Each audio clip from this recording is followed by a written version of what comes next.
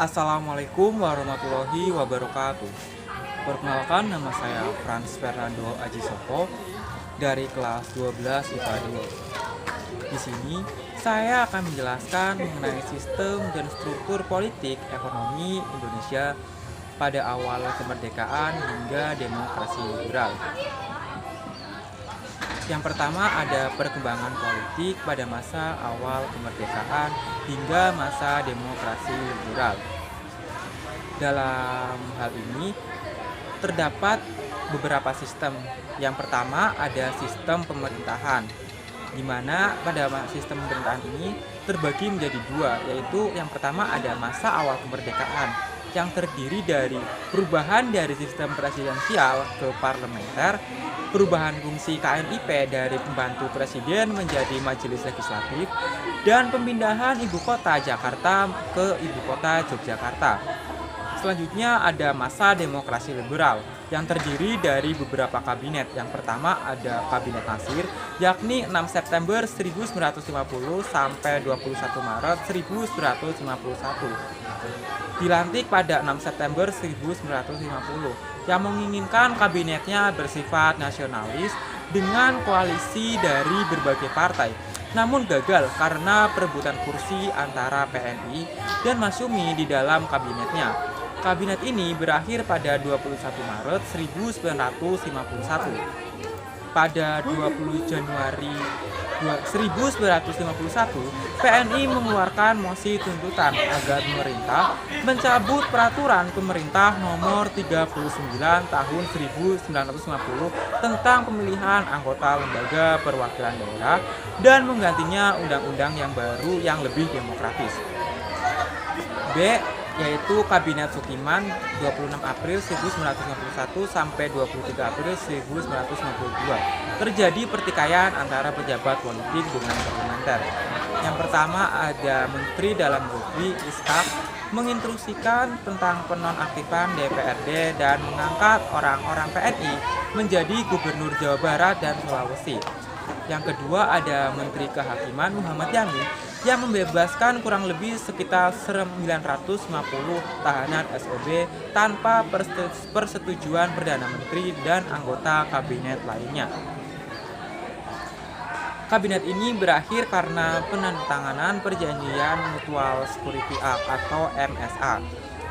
Selanjutnya yang ketiga ada Kabinet Muldoko 30 Maret 1952 sampai 2 Juni 1953. Tugas pokok dari kabinet ini adalah menjalankan persiapan pemilu untuk memilih anggota parlemen dan konstituante, tetapi tidak dapat terlaksana karena menghadapi masalah antara lain krisis ekonomi, separatisme, dan peristiwa 17 Oktober 1952. Yang keempat ada Kabinet Ali Sastromijoyo I.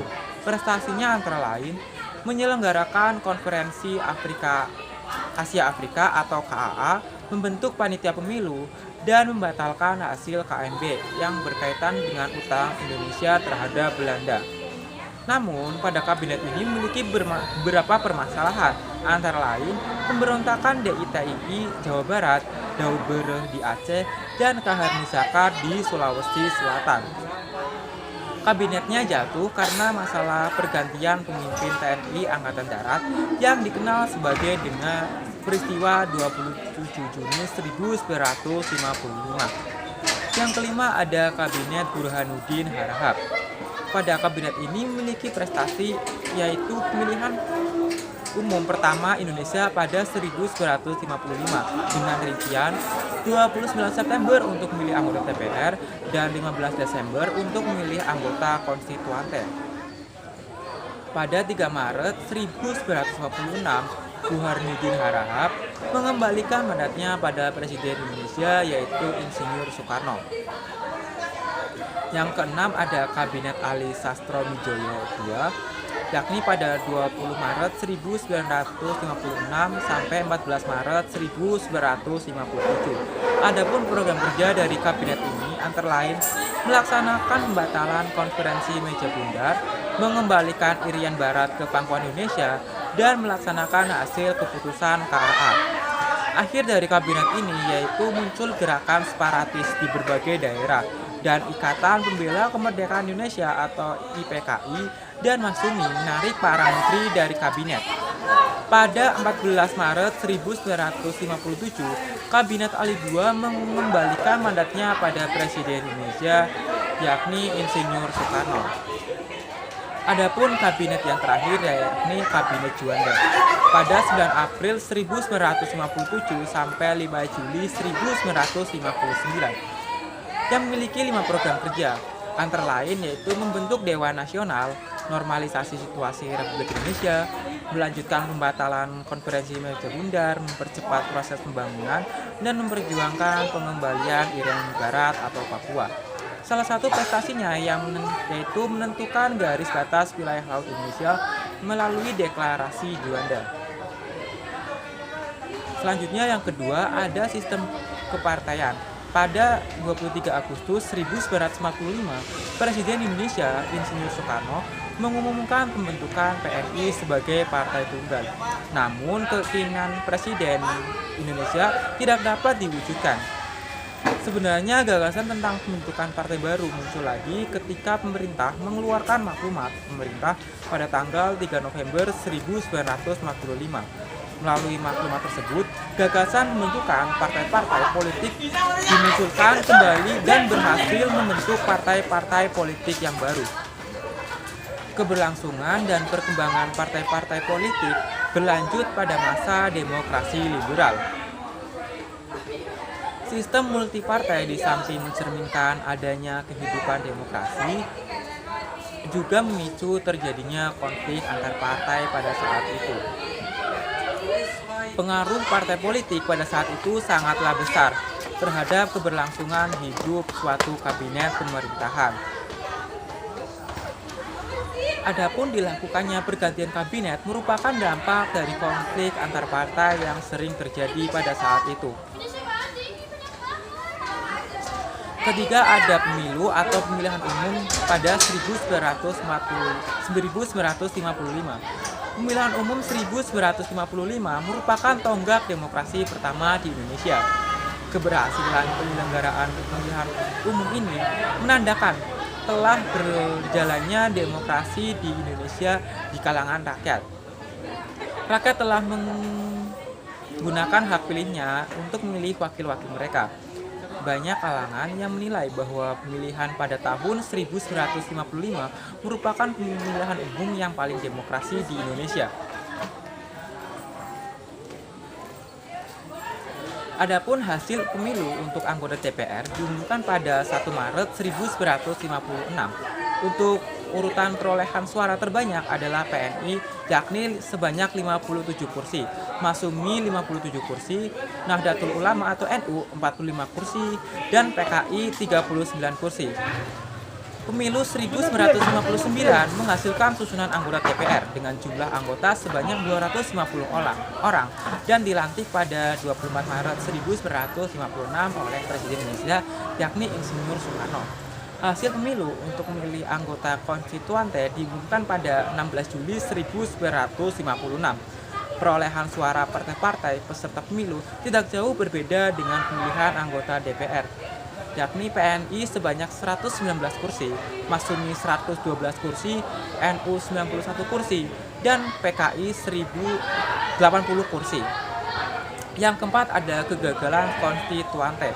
Faktor kegagalan konstituante dalam menyusun Undang-Undang Dasar 1945 adalah karena konstituante belum bisa menjalankan tugasnya dengan baik, karena sidang yang digelar oleh anggota konstituante selalu diwarnai dengan perdebatan yang panjang dan sengit, sehingga tentu saja hal ini membuat kinerja dari konstituante tidak optimal dan kesepakatan dalam merumuskan Undang-Undang Dasar selalu menemui jalan buntu. Selanjutnya yang B ada perkembangan ekonomi pada masa demokrasi liberal. Selanjutnya yang pertama ada masa awal kemerdekaan, kondisi perekonomian yang merupakan tidak kunjung baik pada pasca kemerdekaan menyebabkan muncul beragam pemikiran untuk menciptakan perekonomian nasional yang kukuh dan mandiri. ada rencana Sumitro atau Sumitro Plan. Sumitro berpendapat bahwa pembangunan ekonomi nasional membutuhkan dukungan dari kelas ekonomi menengah dari bangsa Indonesia sendiri yang kuat. Untuk itu, industri yang dimiliki para pengusaha Indonesia asli itu perlu dibangkitkan dan dibantu dengan berbagai bimbingan dan bantuan kredit. Rencana ini sebenarnya merupakan rencana jangka pendek dan juga merupakan program kerja darurat. Program kerja tersebut kemudian dikenal dengan istilah Rencana Sumitro atau Sumitro Plan. Yang kedua, ada sistem ekonomi gerakan benteng. Dengan bantuan pemerintah, diharapkan para pengusaha Indonesia mampu menggeser oligopoli The Big Five, perusahaan dagang Belanda yang terdiri atas Boer Sumji, Jacobson van den Burg, Geo Wehry Internavio, dan Lindestedt. Tidak hanya mereka yang akan digusur, gerakan benteng juga diharapkan bisa menendang perusahaan Inggris seperti Mellon Watson. Namun, bentuk kebijakan yang hanya memberi izin impor kepada golongan pribumi, yakni bangsa Indonesia itu sendiri, hanya melahirkan pengusaha atau importir akuntas. Artinya, pengusaha yang tidak bermodal dan tidak berkantor. Selanjutnya yang ketiga ada sistem ekonomi Alibaba. Adapun tujuan dari program Alibaba sendiri itu hampir sama dengan gerakan benteng, di mana pelaksanaan kebijakan Alibaba seperti pengusaha asing, yakni diwajibkan untuk memberikan latihan dan tanggung jawab kepada tenaga kerja masyarakat Indonesia agar dapat menduduki jabatan staf. Pemerintah juga menyediakan kredit dan lisensi bagi usaha-usaha swasta nasional. Pemerintah juga memberikan perlindungan agar mampu bersaing dengan perusahaan-perusahaan asing yang ada di Indonesia pada saat itu. Yang keempat ada gerakan Asaat. Asaat muncul di saat orang-orang keturunan Tionghoa banyak mengambil alih perusahaan milik orang-orang Belanda.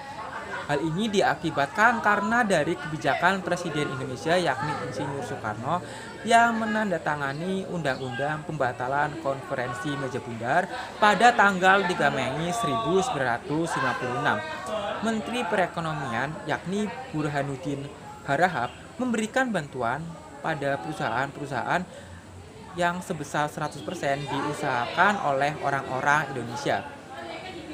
Namun, upaya baik ini dimanfaatkan oleh segelintir oknum untuk menggerakkan massa dalam membenci pengusaha keturunan Tionghoa. Yang kedua ada masa demokrasi liberal. Adapun akibat dari perekonomian yang buruk di pemerintah Indonesia menanggung defisit anggaran. Upaya pemerintah untuk mengatasi defisit anggaran itu dilakukan dengan beberapa hal sebagai berikut. Yang pertama yaitu dengan melakukan pinjaman pemerintah. Menteri Kemakmuran Indonesia atau Insinyur Juanda berhasil memperoleh kredit ekspor-impor dari Bank of Washington yakni sebesar 100 juta dolar Amerika Serikat.